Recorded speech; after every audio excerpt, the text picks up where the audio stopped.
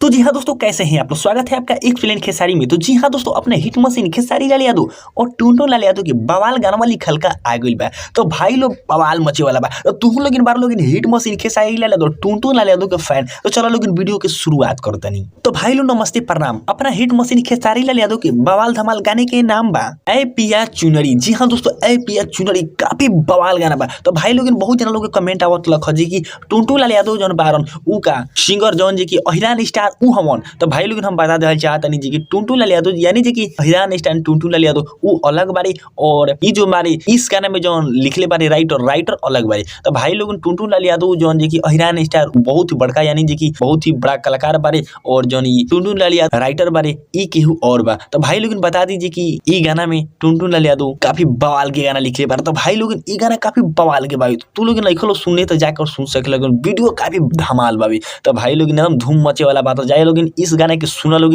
और बवाल मचा के रख दे लोग। तो फिर से मिला जाए हिट मशीन खेसारी लाल यादव जी के बवाल गाना के साथ।